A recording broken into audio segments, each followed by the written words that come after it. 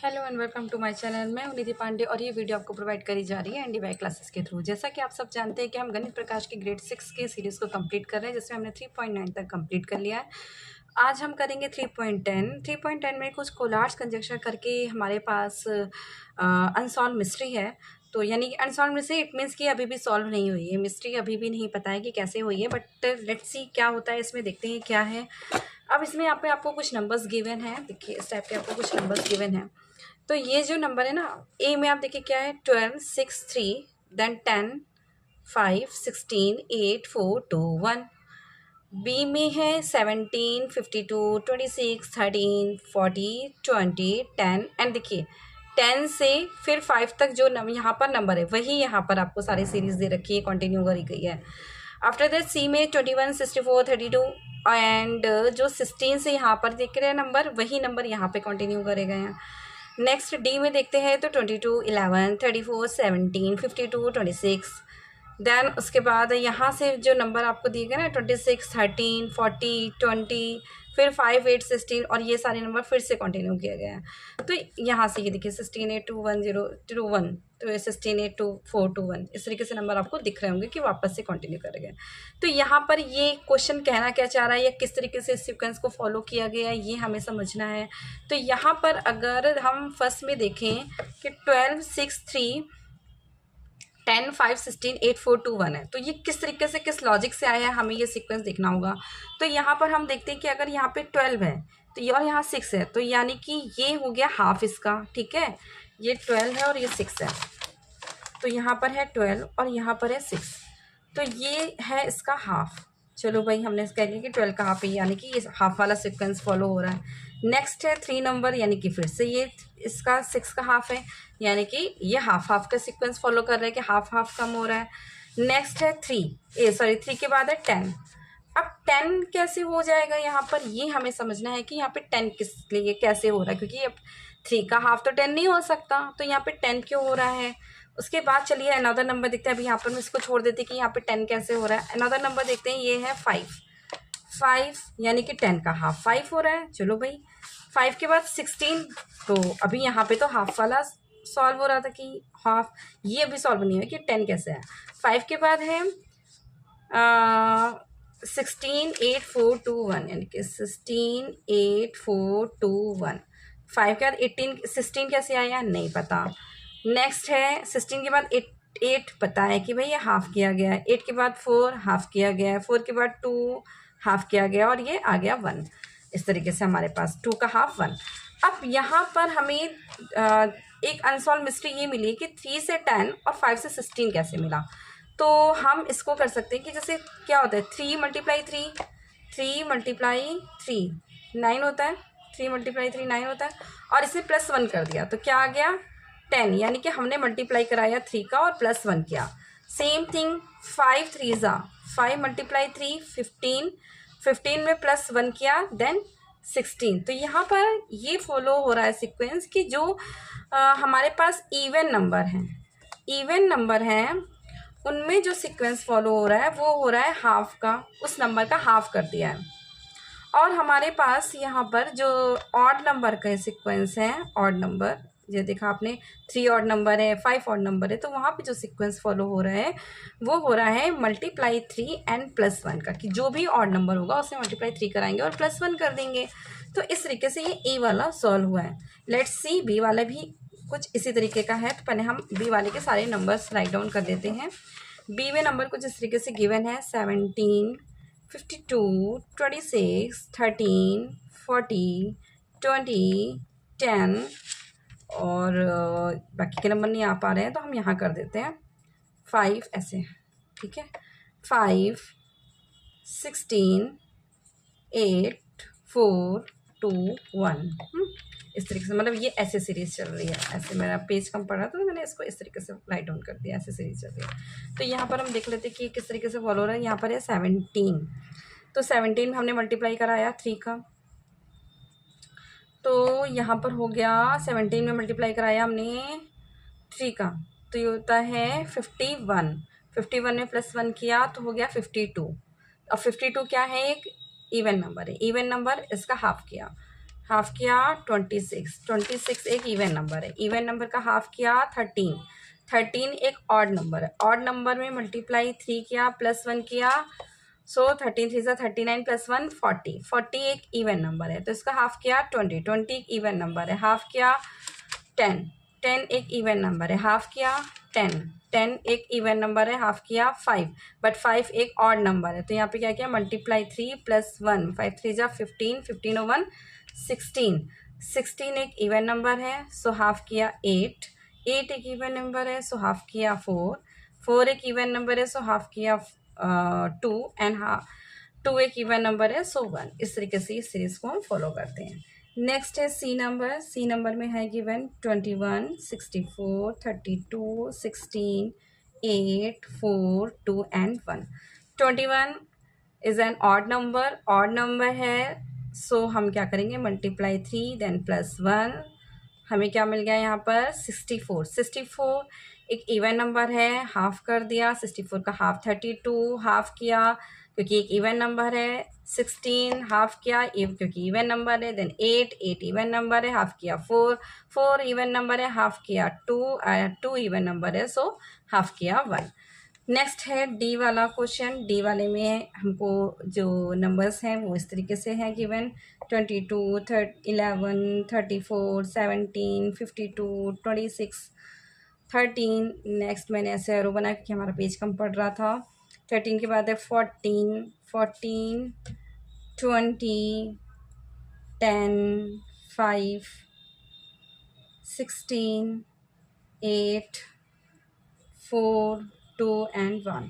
So 22 is an even number, half के 11, 11 is an odd number, multiply 3 plus 1 we get 34, 34 is an even number so half किया 17, 17 is an odd number, multiply 3 plus 1 so we get 52, 52 is an even number, half किया we get 126, 126 even number, half किया 13, 13 is odd number तो क्या किया multiply 3 plus 1 so we get 40 और 40 is a even number, half किया 20, 20 is a even number, half किया 10, 10 is an even number, half किया 5, 5 is a odd number, is an odd number so odd number so multiply 3 plus 1 we get 16, even number half, even number half, even number half, even number half so we get 1। Okay, इस तरीके से series को follow किया गया है। अब यहाँ पर आपको ये 3.10 का ये क्वेश्चन था और इसमें यही एक क्वेश्चन था हमारे पास इस तरीके के सीक्वेंस का। ठीक है, अब आई होप आपको समझ में आ गया होगा। 3.10 बहुत ही स्मॉल एक्सरसाइज है, सिर्फ यही वाला क्वेश्चन था तो हम 3.11 भी इसी में कवर अप कर लेते हैं। इसमें ये सिंपल एस्टिमेशन, सिंपल एस्टिमेशन का मीन्स होता है, एस्टिमेशन मीन्स अनुमान लगाना कि ना किसी चीज़ का कि कितना अनुमान लगा सकते हैं। एक एग्जैक्ट नंबर नहीं पता है, हमें सिर्फ अनुमान पता है कि आज इतने डिग्री लमसम हो सकता है हमारा वेदर या जो भी है ना, तो अनुमान लगाने की कोशिश करी जाती है कि हमारी क्लास में इतने बच्चे हैं तो सेक्शन सी में भी इतने बच्चे हो सकते हैं, मे भी हो सकते हैं, कि अनुमान लगाने का एस्टिमेट करना। तो यहाँ पर हम कुछ क्वेश्चंस देख लेते हैं एस्टिमेशन के कि steps you would take to walk. अब यहाँ पर हमारे कदम की बात करी गई है, कितने स्टेप्स हम लेते हैं और कहाँ पे पहुँचना है। From the place you are sitting to the classroom door. अब यहाँ पर कह रहा है कि आप जहाँ पर बैठे हैं अपने क्लास में, वहाँ से लेकर आपके क्लासरूम का डोर कितने स्टेप में आप पहुँचोगे। तो भाई कोई बच्चा क्लासरूम के डोर के पास में ही बैठा है तो वो तो फटाफट से पहुँच जाएगा, बहुत कम स्टेप लेगा। कोई बच्चा पीछे बैठा है बिल्कुल क्लास में और उसको क्लासरूम तक जाना है तो ज़्यादा स्टेप लेगा। तो अप्रॉक्स जो बच्चा आगे बैठा होगा वो 10 ले सकता है स्टेप्स, एंड जो बच्चा थोड़ा और दूर बैठा होगा ऑलमोस्ट 20 स्टेप ले लेगा। तो सबके स्टेप्स अलग अलग हो सकते हैं, ये सिर्फ एक एस्टिमेशन है जो मैं सिर्फ आपको एक ऐसे ही बता रही हूँ कि एस्टिमेशंस होते हैं कि मतलब ऐसे जिसके पास जो चीज़ जितनी नियर बाई है वो उतनी कम चीज़ ड्यूरेशन लेगा और जो जितना फार होगा वो उतनी ज़्यादा ड्यूरेशन लेगा। तो ये स्टेप्स हमारे अलग अलग भी हो सकते हैं। Across the school ground from start to end. अब यहाँ पे अपने स्कूल के ग्राउंड की बात करेंगे तो भाई किसी का स्कूल का ग्राउंड बहुत छोटा होता है, किसी का स्कूल का ग्राउंड बहुत बिग होता है, तो उसके ऊपर भी डिपेंड करता है। कि हम कितने स्टेप्स लेंगे वहाँ पे 250 स्टेप ले सकते हैं, 300 स्टेप ले सकते हैं, डिपेंड करता है, ये एक एस्टिमेशन है। From your classroom door to the school gate, अब आपके क्लासरूम के डोर से लेकर के स्कूल के गेट तक आपके स्टेप कितने होंगे?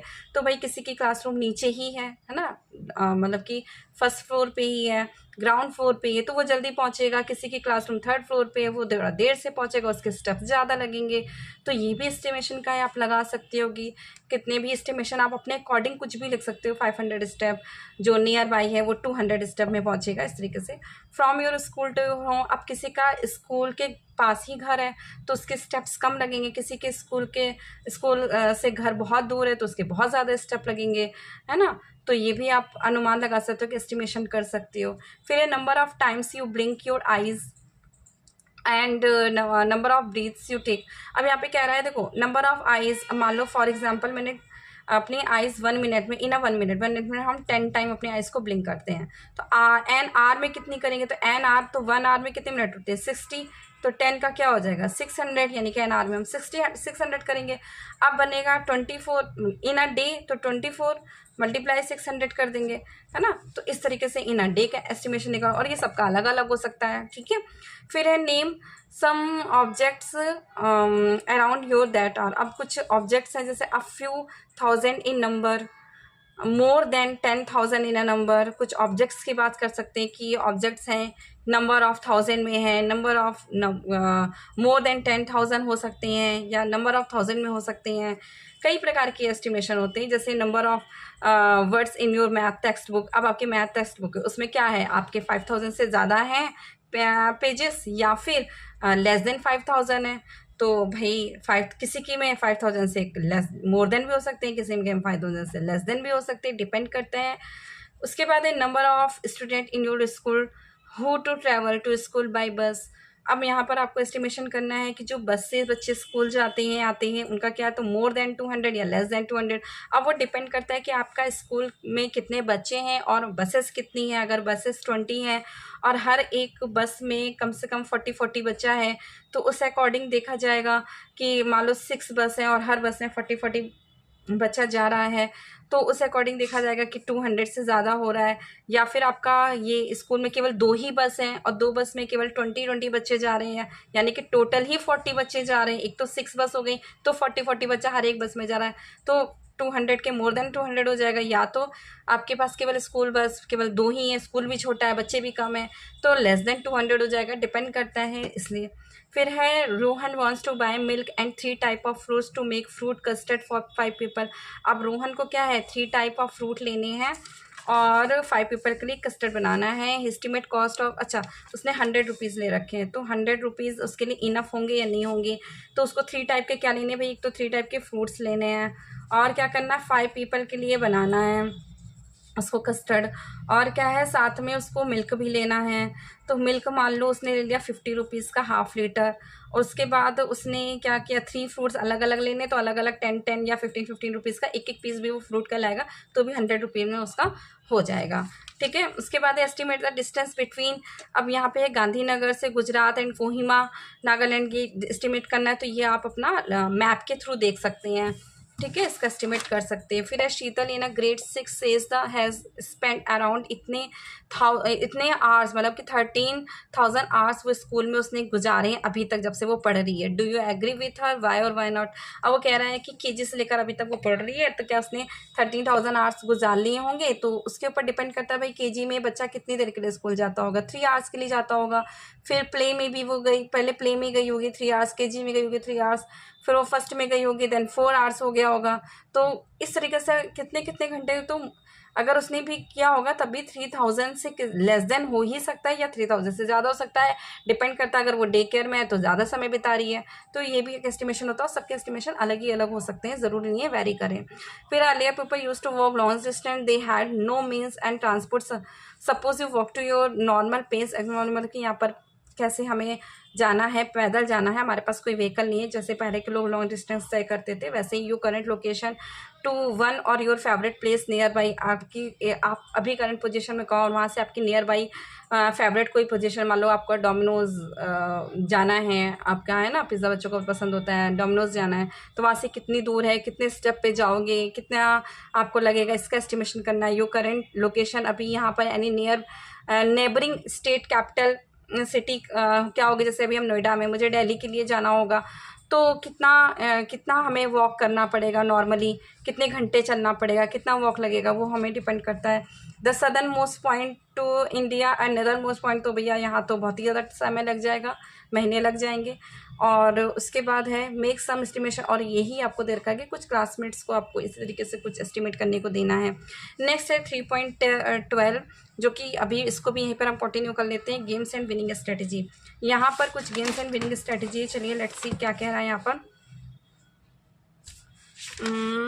इसका क्वेश्चन कहाँ है भाई, अच्छा यहाँ पर ना ये बोल रहा है कि इन्होंने रूल 1 और रूल गेम 2 दोनों के लिए दे रखा है, 2 आपको यहाँ पे गेम दे रखे हैं। तो यहाँ पर जो है कि वो कह रहा है कि यहाँ पे आपको कुछ द फर्स्ट प्लेयर से यहाँ पे कह रहा है एक, मतलब कि 2 लोग चलो आपस में गेम खेलना है पर, है ना, तो उसमें सिर्फ 3 ही नंबर लेने हैं, 1 2 3, ठीक है, यही नंबर लेना है। वो कोई भी आप लोग घर पे भी गेम खेल सकते हैं आराम से अपने पेरेंट्स के साथ, अपने सिबलिंग्स के साथ में। 1 2 3 3 नंबर लेने हैं आपको, और इनमें बस इसके अलावा और कोई नहीं कि 4 ले लो 5 ले लो, नहीं, ये 3 ही नंबर से आपको ये गेम खेलना है, ठीक है। पहला रूल तो ये रहा। अब इसमें हमको जो विन करेगा ना, जो बच्चा विन करेगा वो 21 पे पहुंचेगा, जो 21 पे पहुंच गया वो बच्चा क्या हो जाएगा, विनर हो जाएगा, जीत लेगा इस गेम को। इसमें करना क्या, ऐड करना है, मतलब ऐसे ऐड करना है हमें, 1 2 3 लेकर ही हमें ऐड करना है। जैसे मैंने बोला 1, आपने बोला 2 तो हो गया, मैंने बोला 1 आपका हो गया, आपने बोला 2 तो हो गया 2 + 1 3, यानी आपके पास हो गया 3। अब मैं बोलूँगी +1 तो मेरे पास आ जाएगा 4, फिर आप बोलोगे +2 तो आपके पास आ जाएगा 6, ऐसे करके 21 तक पहुँचना है। जब 21 जो बच्चा बोलेगा ना, जिसके पास 21 नंबर आ जाएगा वो बच्चा जीत जाएगा। और हमको यही 3 नंबर लेके जोड़ना है, यानी कि हम +4 कर दें, +5 कर दें, ऐसा नहीं है।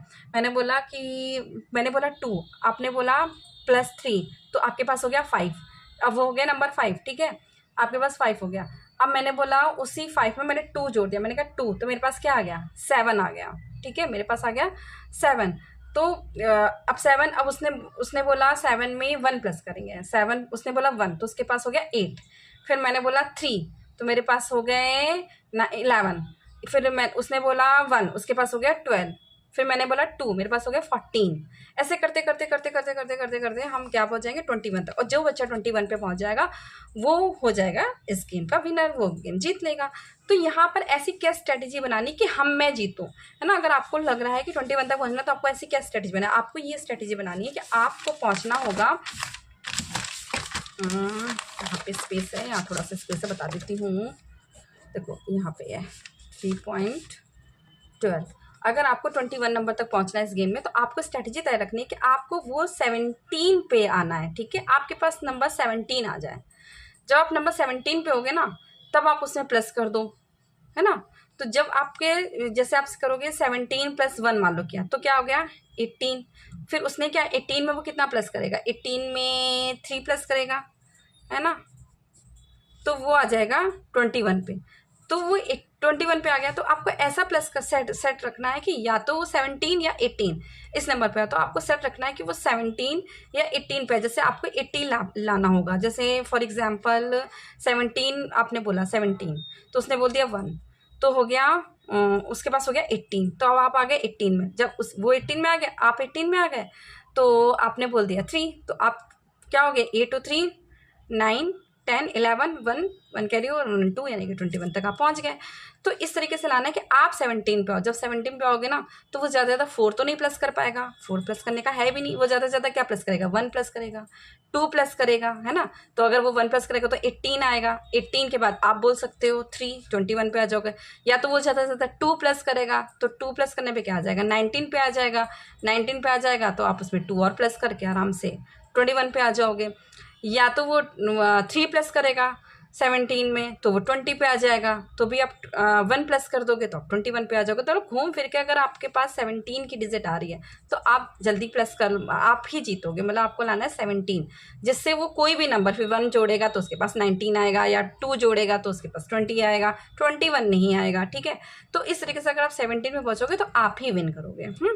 आपको 17 तक पहुँचना है। नेक्स्ट है यहाँ पे 99 का रूल कह रहा है कि 99 तक पहुंचना। इसी तरीके से आप इस गेम को भी कर सकते हो कि आपको ऐसा क्या नंबर लेना है जिससे आप 99 पे आ जाओ। तो मेरे ख्याल से अगर आप 90 हदद 97 या 98, क्योंकि क्या क्या है यहाँ पे कह रहा है, यहाँ पे कह रहा है 1 से 10 तक के नंबर लेने हैं। कितने लेने हैं? 1 से 10 तक के नंबर लेने, कि वो 5 भी प्लस कर सकते हो उसमें, 3 भी प्लस कर सकते हो उसमें, 7, यानी 1 से 10 तक, 11 नहीं प्लस करना है, 1 से 10 तक का नंबर प्लस करना है। तो आप ऐसा करो कि किसी भी हद तक 98 तक के नंबर पे आ जाओ। तो उसके बाद क्या होगा, विन करने के लिए एक ही नंबर चाहिए होगा, तो बस एक नंबर प्लस कर, वो बंदा 98 पे आ जाएगा तो आप एक प्लस कर दोगे तो 99 पे पहुंच जाओगे, है ना। तो इस तरीके से अगर आप कुछ स्ट्रैटेजी तय करेंगे तो ये नंबर आप कर सकते हैं। उसके बाद हमारी एक फिगर इट आउट के कुछ क्वेश्चंस बचे जो कि हम नेक्स्ट वीडियो में कंटिन्यू करेंगे, और उसके बाद ये हमारी चैप्टर 3 का पूरी फिनिश हो जाएगी। ठीक है बच्चों, तब तक आप क्या करेंगे, keep learning and keep growing.